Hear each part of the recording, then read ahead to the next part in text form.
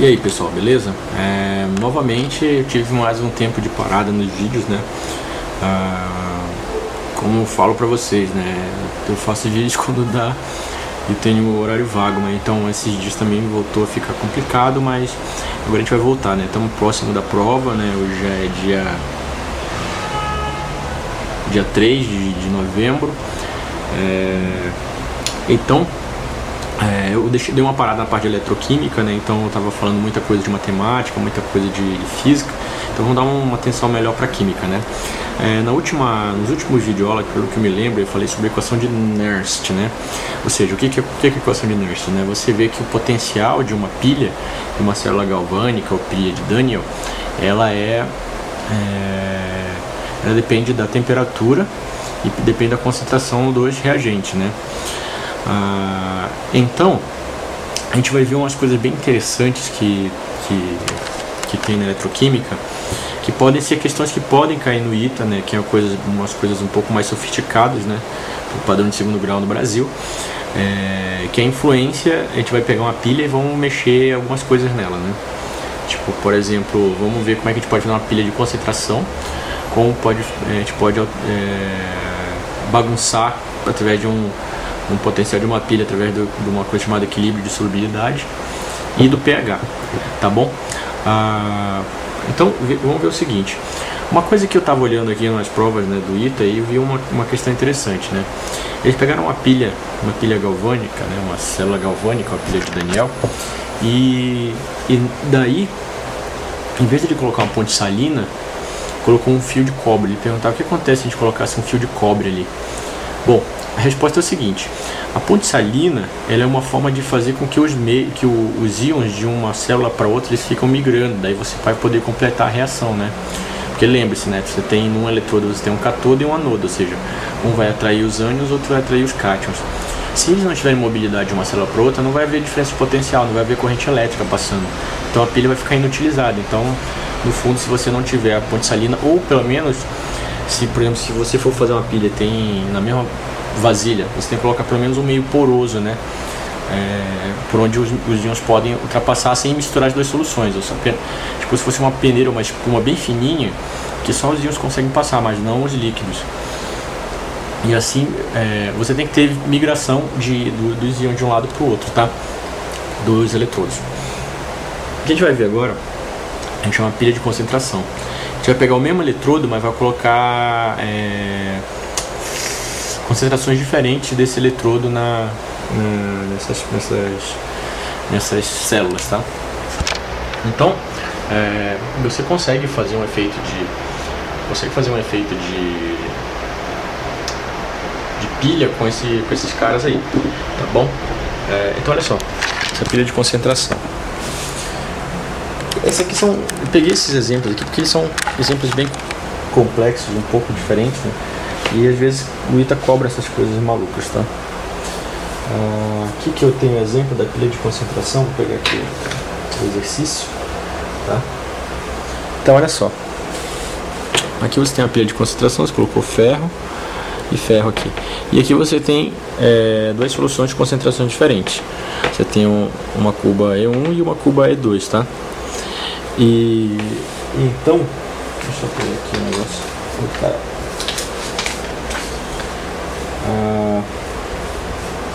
Página 13, tá. Então o que acontece aqui? O que você tem é que a reação básica que vai ocorrer aqui, olha, é essa aqui, ó. A redução de 3 mais com mais um elétron dá 2 menos. Então nessa reação a diferença de potencial padrão é essa aqui, 0,7,69, né? Então no lado direito a gente tem essa seguinte situação, que é a concentração de F3, tá? F é 3. Deixa eu dar um zoom aqui melhor, tá? F é 3 é 0,1 molar. Para quem não sabe, molar é a unidade de mol por litro, então tem 0,1 mol por litro, tá? E você tem Fe 2 mais igual a 0,01 molar. Aqui, né? Nessa mesma. Não sei porque eu fiz do outro lado. Aqui, ó, Fe2 0,01 molar, tá? Aí na cuba lá na célula número 3, você tem que, nesse caso aqui, o F é 3 mais, vai ser 2 mais, tá? E o F é 3 vai ser 0,01 mol, tá? Então são duas, aqui os íons estão com concentrações diferentes, tá bom? Assim sendo, né, a gente vai ter que no lado direito a gente vai ter F3 mais E menos, dando Fe2, né? E no lado direito, né, que é essa primeira célula aqui, e no lado esquerdo você vai ter isso aqui, ó. Ou seja, uma vai ter que assumir essa reação e outra vai ter que assumir a outra reação. Você vê que nesse caso aqui, você se encaminha para esse sentido, e esse aqui, a chance de se encaminhar para esse sentido aqui é maior. Por quê? Aqui você tem a maior quantidade de F3 mais aqui, ó, porque é 0,1 molar. Tem mais concentrado do que Fe2 molar. E esse cara aqui, ó, tem mais nesse lado, do lado esquerdo, né? Então você vê que se você fizer a conta aqui, ó, corta esse com esse, vai dar tudo igual, ó, vai cancelar. Então você tá no fundo, você não tem criação de massa nenhuma aqui, né? Você não vai ter deposição nem corrosão aqui desse metal, tá? Então a gente aplica a equação de Nernst para ambas as células. Vamos chamar essa aqui de E1, tá? Então você tem aqui 0,59115 para as condições normais de temperatura e pressão, né? Senão você tem que colocar aqui o R e o T aqui embaixo, toda aquela equação certinha. Como a transferência de um elétron, então você coloca um elétron aqui. Então você tem log de Fe2 mais e Fe3 mais, tá? Então você vê, se você aplicar aqui os valores, né, você vai ter 69 menos 0,05. Então aqui nessa primeira célula você tem 0,82 volts. Para a segunda célula a mesma coisa. O E0 0,59115, um elétron, né, que está em jogo aqui. Fe2 mais e Fe3. Então se você aplicar aqui, ó, aqui nesse caso na célula número 2, isso aqui vai ser igual a 0,1 e esse aqui vai ser igual a 0,01, né? Substituindo aqui vai ficar 0,769 menos 0,05915. Então isso aqui vai ficar 0,078. Por que uma deu menos e outra deu mais? Porque aqui, ó, nesse caso, nesse primeiro caso, esse aqui é menor que esse. Então logo isso aqui vai dar negativo, menos com menos dá mais, aí fica positivo. Nesse caso aqui, esse aqui é maior, né? Na segunda célula, 0,1 é maior que 0,01. Então isso aqui deu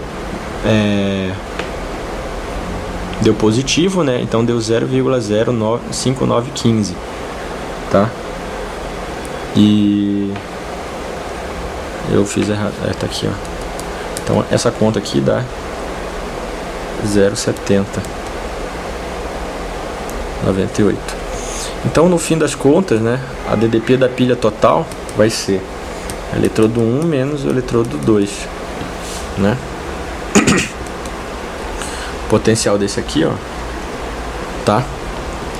Você viu que isso aqui dessa aqui é maior do que essa. Então essa aqui continua no mesmo sinal, esse aqui vai ter que inverter, então fica menos a outra, né? Então fica 0,8282 menos 0,7098. Então isso aqui no fim vai ficar mais 0,01 volts. É uma pilha bem vagabunda, não dá nem 1 volt de DDP aqui. Não dá nem para ligar um radinho, né? Então essa aqui é uma pilha de concentração, viu que a concentração dos dois aqui permite, opa, bebeu cachaça, permite que você tenha uma DDP, tá bom? Então essa é a tal da pilha de concentração.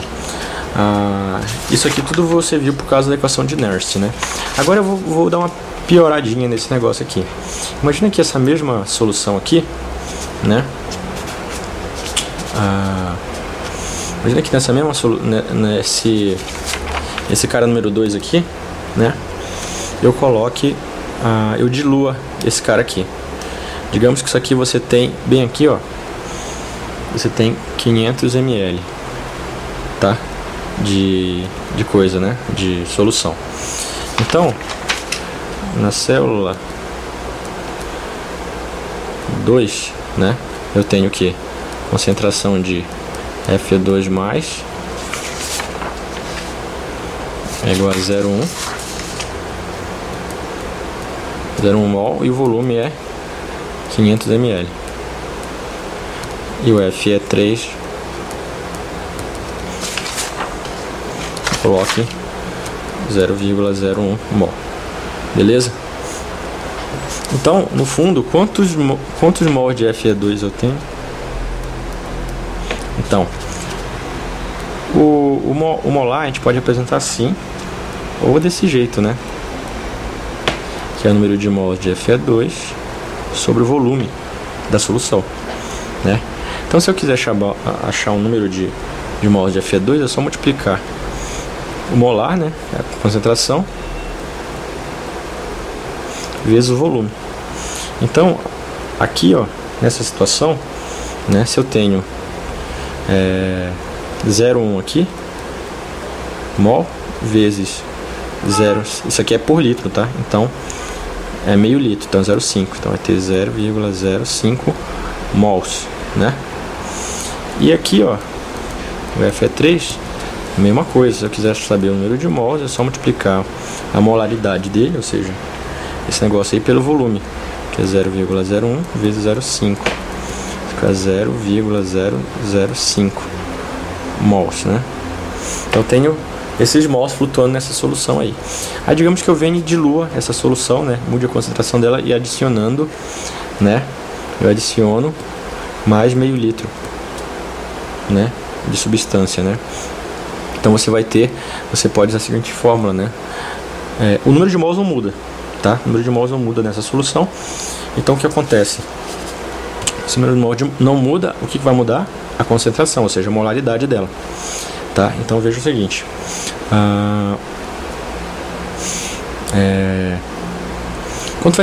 qual vai ser a molaridade desse cara no fim, né? Então um jeito de você fazer isso, você faz assim, ó, número de mols antes é igual a molaridade antes vezes o volume antes. Número de mols depois é a molaridade depois, volume depois. Como o número de mols não muda, então a gente pode fazer assim, ó. Vamos chamar isso aqui de depois tudo que tem M, né? Ou seja, então veja o seguinte: se eu tenho agora no início eu tinha uma molaridade de 0,1 vezes 0,5 litros. Agora qual vai ser a molaridade quando eu tiver agora 0,5 mais 0,5 dá 1 litro, né? Então o número de mols vai ser 0,05 molar, né? Você vê que a concentração caiu. Antes ela era 0,1, né? E agora eu vou parar aqui que tá ficando muito grande esse vídeo. Falou!